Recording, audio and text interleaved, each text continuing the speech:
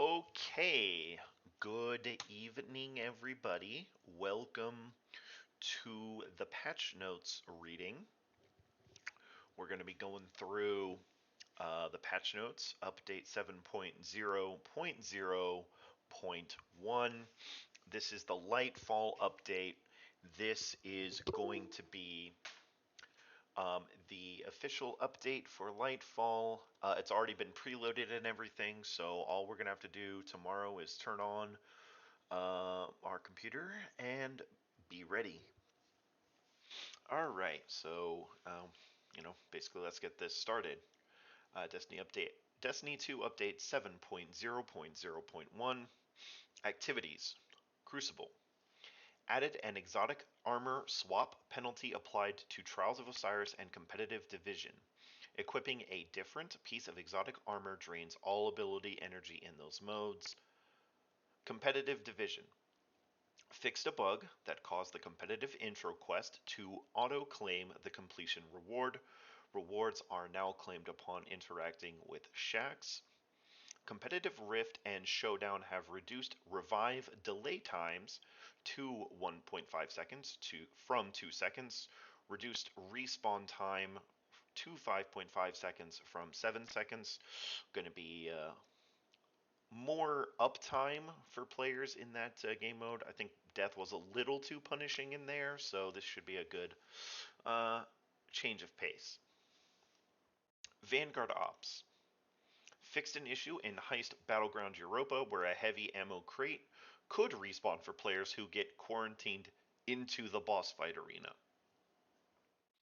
When you play Vanguard Ops or Nightfall, your final score determines a reputation multiplier for that activity's completion. Multipliers run from 1 under 30,000 points to 7 above 250,000 points.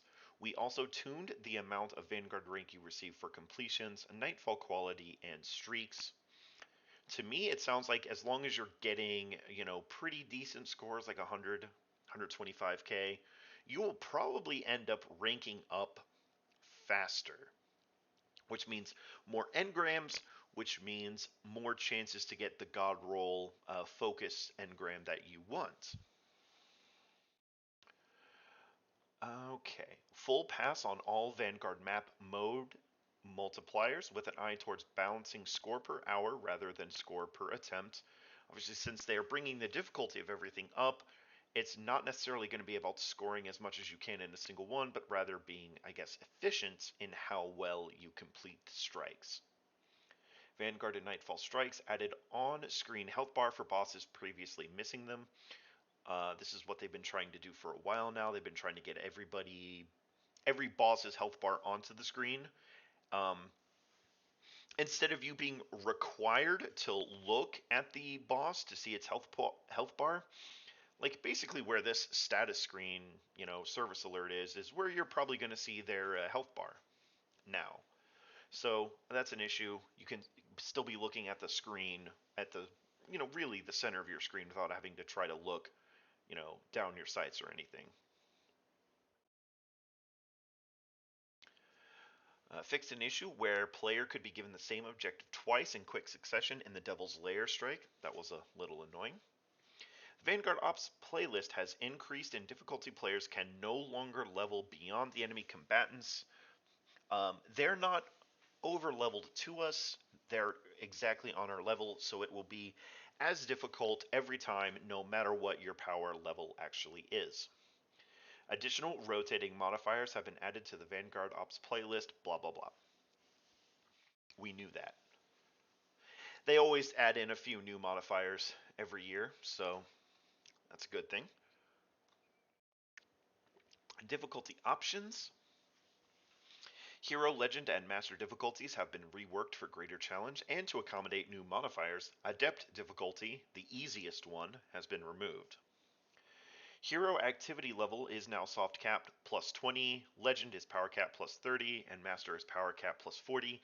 Each has a scaling combat delta that keeps you under level in the activity and provides a smoother pathway to Grandmaster. Most Hero, Legend, Master, Grandmaster activities now feature the ability to use overcharged weapons for increased damage. Which weapons are overcharged are determined by your seasonal artifact unlocks and activity modifiers. Elemental singes and burns have been replaced and broken out into incoming, and outgoing components, threats, and surges. Damage bonuses for surges and overcharges do not stack. Both of them were 25%.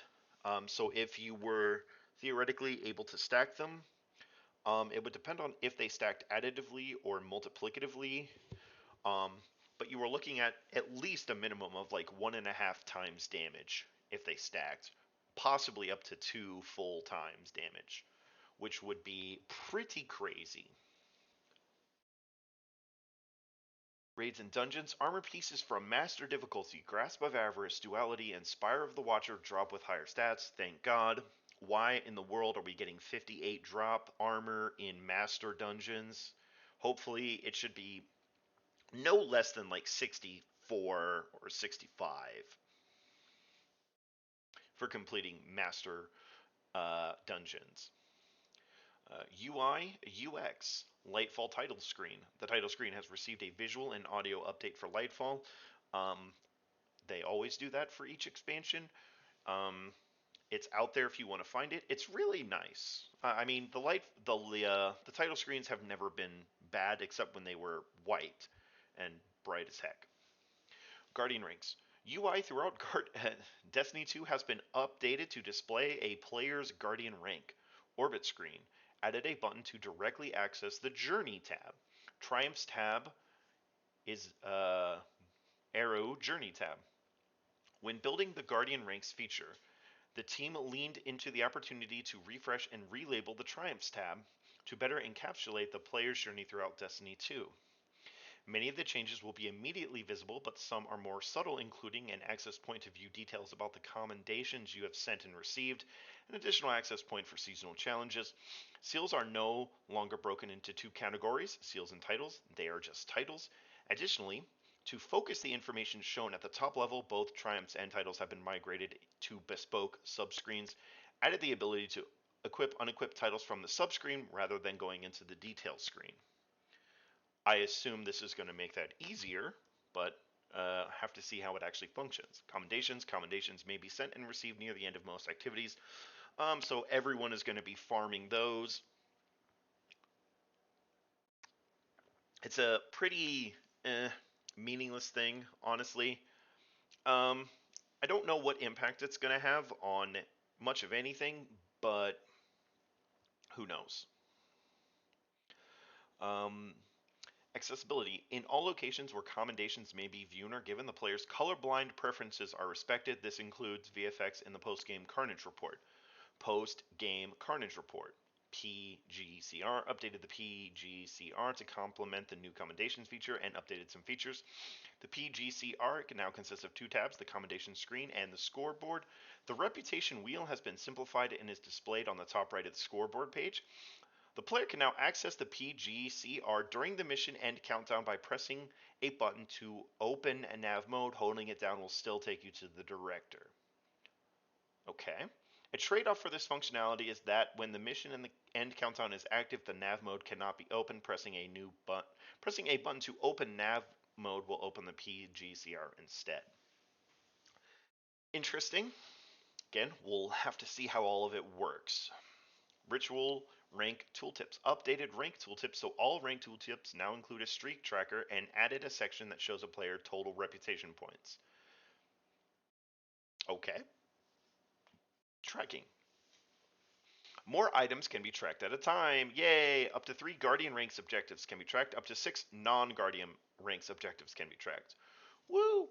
Nav mode updates. A tab has been added specifically to display tracked Guardian ranks objectives. Tracked objectives that are not specific to Guardian ranks are grouped together. Tracking now split into multiple sections on the Journey tab.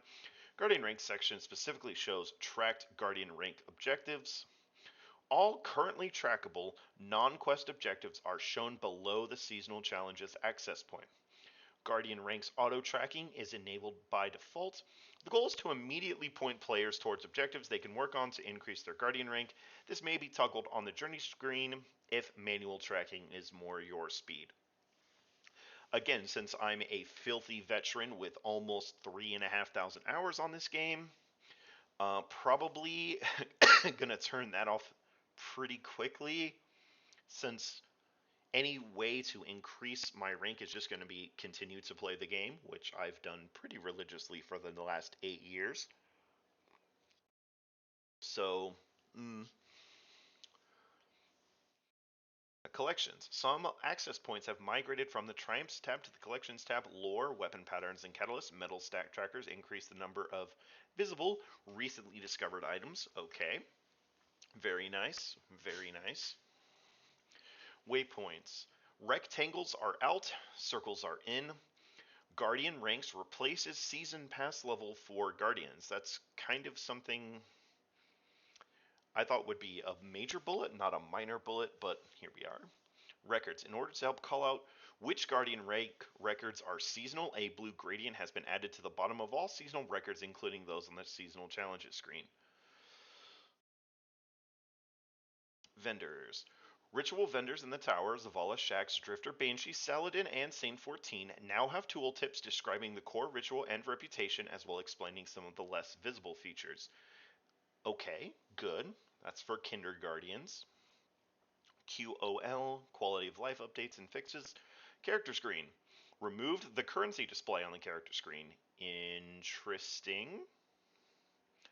Fixed in issue where Hawthorne's icon on the tower map wouldn't consistently pulse when a clan engram was available to claim. Yay. Roster. Improved contrast between player names and background colors on the roster. Fixed an issue causing the director screen to refresh the footer UI when players in the rosters change states.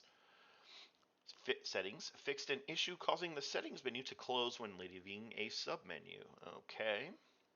Gameplay and investment. Armor. Armor energy type has been deprecated. Armor now has untyped armor energy and all mods that use untyped energy when socketed. Use that untyped energy when socketed. Armor mods that were previously based on a weapon's archetype are now based on a weapon damage type. Most armor mods that are based on weapon damage type also have a harmonic version, which is discounted when the weapon's damage type matches your subclass damage type. Armor mod cost have been generally reduced across the board. The combat style mod socket has been deprecated and replaced on all armor pieces with an extra socket for mods associated with that armor slot, helmet, gauntlets, etc. The Charged with Light and Elemental Well armor mods have been merged into a single system. Armor Charge. Players using the Armor Charge system can gain up to 3 stacks of Armor Charge at a time, expanded up to 6 stacks by equipping Charged Up mods. Picking up an Orb of Power grants 1 stack of Armor Charge. Many mods that previously created Elemental Wells or granted stacks of Charged with Light directly have been modified to instead spawn Orbs of Power. Mods that provide an outgoing benefit, such as Font of Wisdom, now grant that benefit as long as you have stacks of Armor Charge. These mods cause Armor Charge stacks to decay every 10 seconds. Some redundant mods have been deprecated when their effect would overlap with an existing mod's effects.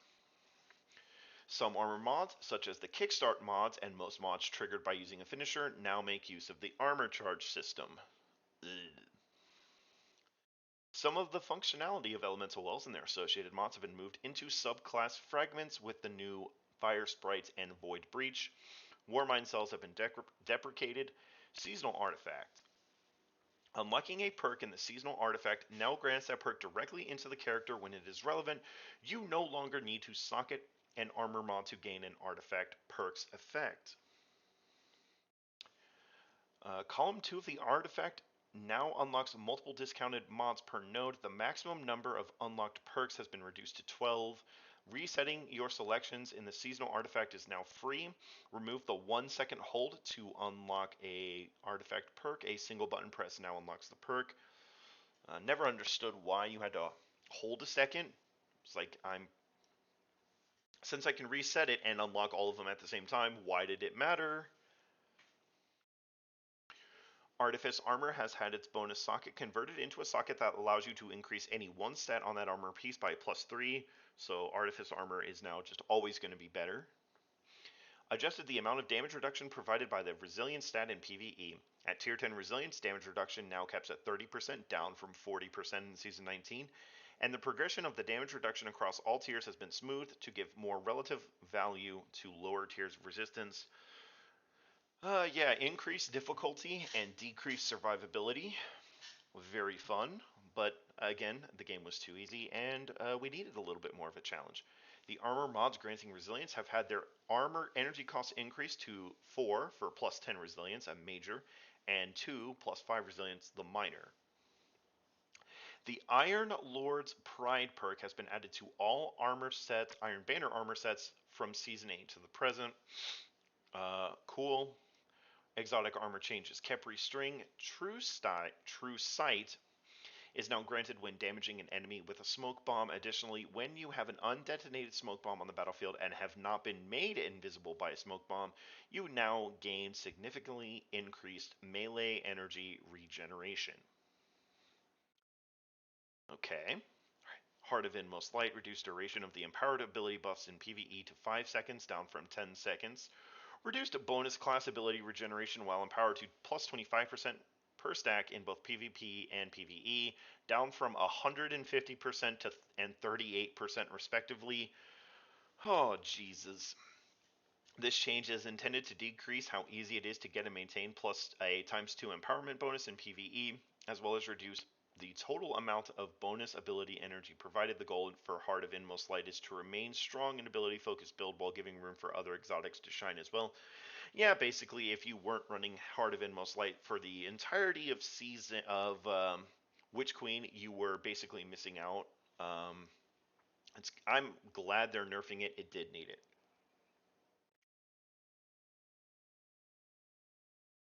The Bombardiers now cause targets damaged by its explosive become severed when used by a Strand Hunter.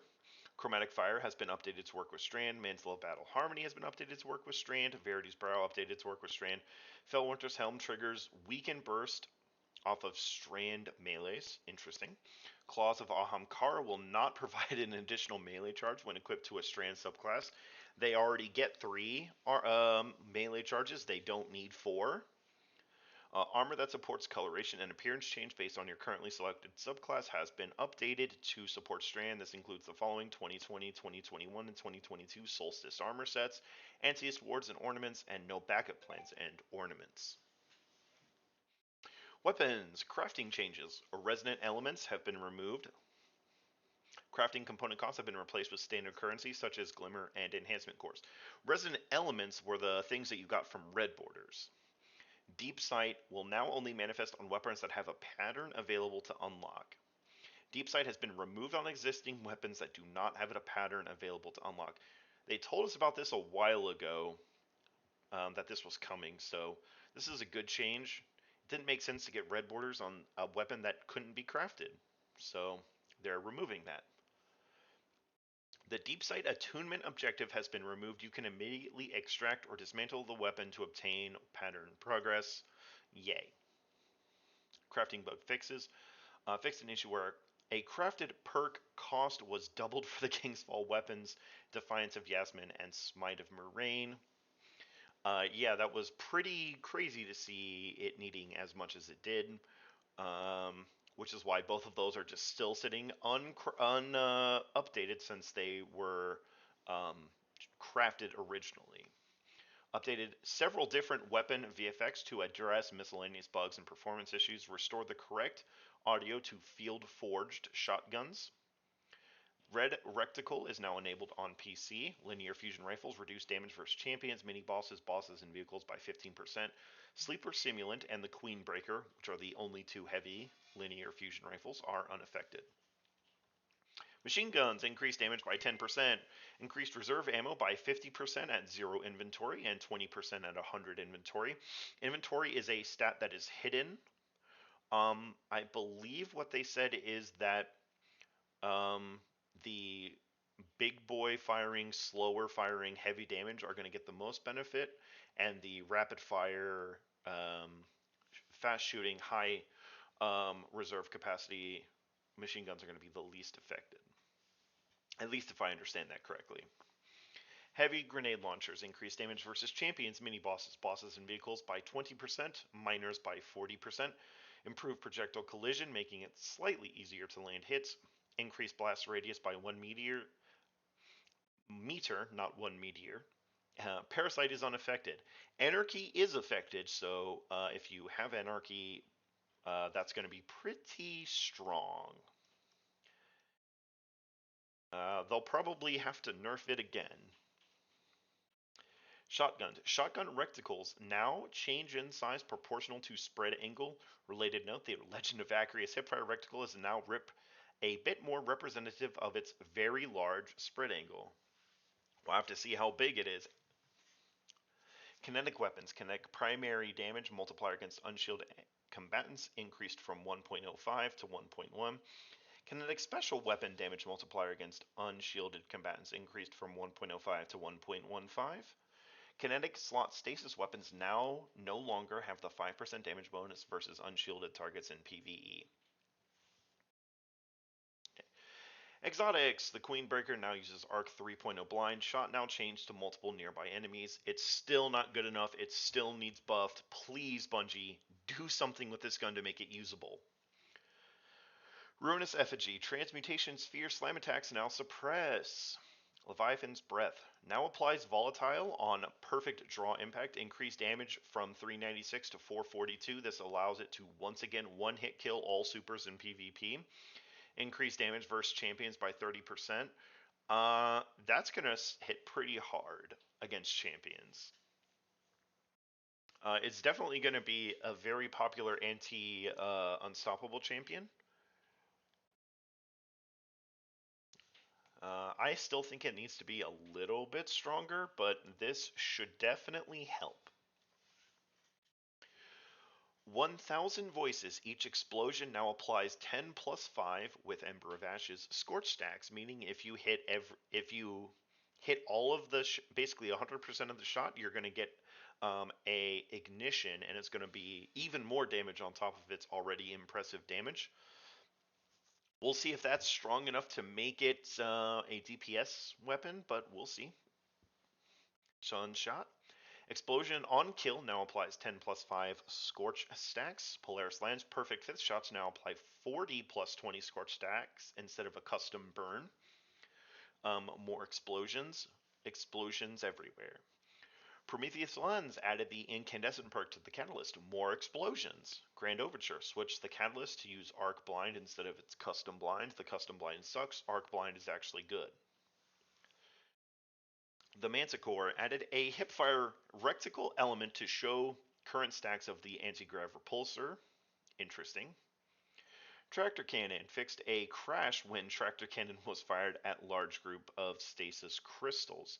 Never used the gun, so didn't know that that was actually a thing, but cool.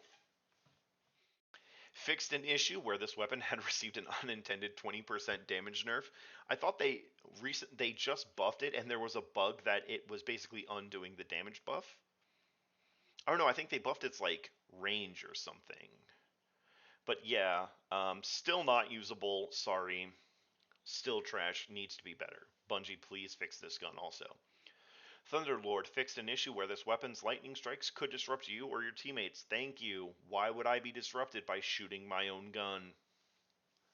Perks. These perks have been updated to work with Strand, Osmosis, Golden Tricorn, Elemental Capacitor. Grants plus 20 airborne effectiveness, plus 25 for the enhanced perk. Strand is going to be all about being in the air literally 100% of the time. Or rewind rounds. Rewind rounds have been rebuilt to work on non-Vault of Glass weapons. Eager Edge no longer deactivates when moving faster than 35 meters a second. Deactivates correctly after a single melee swing. Reduce the base lunge distance buff from 2 to 1.8. Reduced airborne lunge distance penalty from 25% to 20%. The enhanced perk now increases lunge distance slightly back up to 2. To what exactly? Blinding grenades renamed to disorienting grenades. Vice Stinger, this was typically a full reload. When the perk activated, it now reloads 25% of the magazine. Yes, because releasing a 3-round burst linear fusion rifle with Vice Stinger would basically guarantee you that in a typical 5-shot magazine, you would get the full magazine reloaded. So you could theoretically empty your entire reserve of ammunition from 100 to 0 in a single damage phase without ever reloading. That pretty much trivializes every DPS encounter, so glad that they changed that.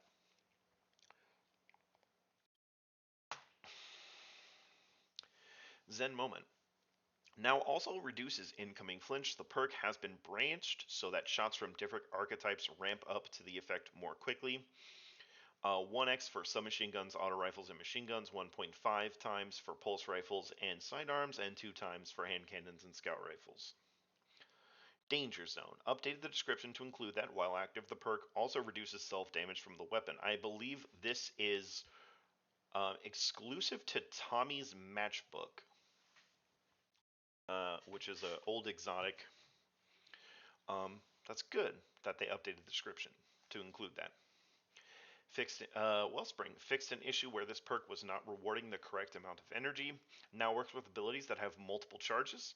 For abilities with multiple charges, once the ability has one full charge, it is considered charged and will divert excess energy into the other abilities while giving the charged ability the least amount. Good. The fix for the enhanced version of this trait is coming in a future patch. Okay. Nice. Cascade Point no longer triggers off of non-precision damage against weakened targets. Right. Because if you weaken a target, it shows up like a critical damage number, so that was kind of a workaround. Took that away from us. Abilities. Rescaled the efficacy of Discipline, Strength, and each ability stat on grenade, melee, and class ability regeneration rates. In general, Tier 10 stat is roughly equivalent to Tier 8 in the previous system. Each increase in tier now provides a more consistent benefit to the ability's cooldown reduction rather than spiking heavily at low tiers. Yeah, for basically any stat, you really wanted to get up to like tier 5 or 6 in the old system because you would actually start to see some benefit. Anything less than that, and there just really wasn't any benefit to doing it if you were trying to spec into it, of course. Alright. Hunter. Supers. Arc Staff increased maximum number of orbs that can be generated via defeating targets from 5 to 7. Golden Gun Marksman increased the maximum number of orbs from 5 to 7. Same with Golden Gun Deadshot. Same with Spectral Blades. Reduced base cooldown time from 10 minutes 25 seconds to 9 minutes 16 seconds. Never understood why that was so long. It's really not that strong. Even in PvP, it's not really that strong with how many super counters there are. So, glad they're making this change, even though I'm not a filthy hunter main. Gathering Storm decreased maximum number of orbs that can be created via defeating targets from 7 to 5. Same with Silence and Squall, and same with Blade Barrage. In general, they wanted to make roaming supers better and one-off supers worse. Because there was never really any point to any of the roaming supers because you didn't generate orbs, and it was always just better to use Gathering Storm or Blade, Barrage, or Silence and Squall. So, just finally giving them some love. Class abilities, Marksman Dodge. Reduced base cooldown time from 34 seconds to 29 seconds. Gambler's Dodge reduced base cooldown time from 46 to 38 seconds. Okay, that's probably too far in the other direction. I understand that they probably needed to nerf the cooldown time, to buff the cooldown time a little bit, to make it lower because they're reducing the benefit that it gets from tier 10, but I don't know if that's... I assume they got it to where it's basically the same, but we'll see. Melees. Weighted Throwing Knife increased base cooldown time from 109 to 137 seconds. Lightweight Knife increased base cooldown time from 90 seconds to 100 seconds. Proximity Explosive Knife increased base cooldown time from 100 seconds to 111 seconds. Withering Blade reduced base cooldown time from 113 seconds to 110 seconds.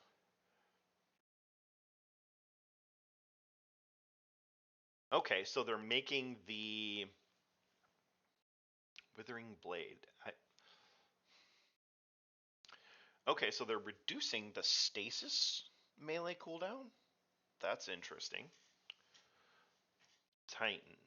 Supers. Fist of Havoc increased maximum orbs that can be generated via defeating enemies from 5 to 7. Increased PvE damage by